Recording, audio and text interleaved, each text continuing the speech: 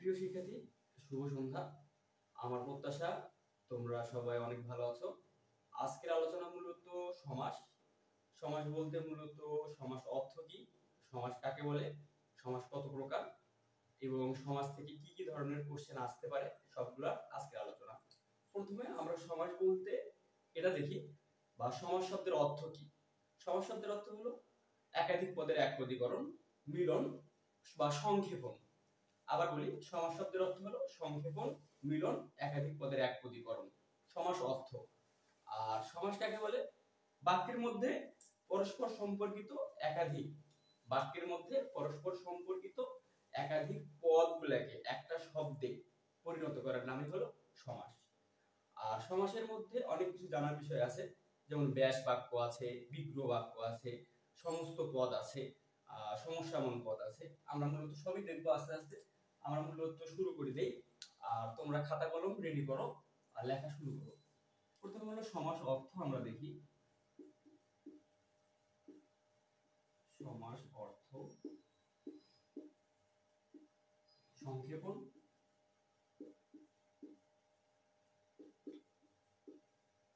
মিলন,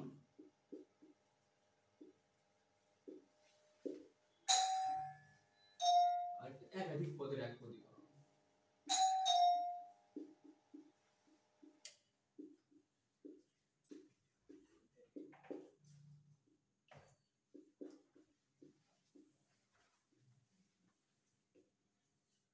একাধিক পদের একপদীকরণ।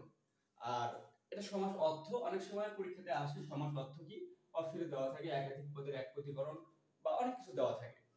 তো এটা আর সমাস কাকে বলে সেটা বলি। সেটা হলো বাক্যের মধ্যে পরস্পর। সমাস কাকে বলে এটা লিখে দিই এখন।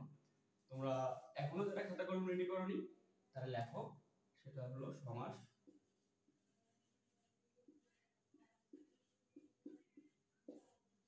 বাক্যের মধ্যে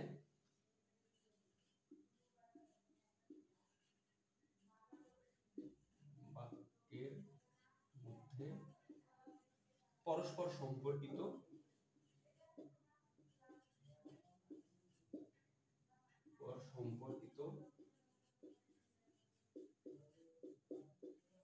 একাধিক পদের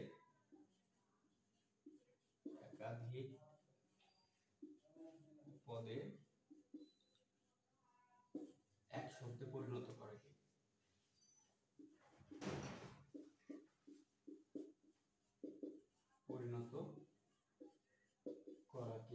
বলতে এক শব্দে পরিণত, বাক্যের মধ্যে পরস্পর সম্পর্কিত একাধিক পদে এক শব্দে পরিণত করার নামই হলো সমাস।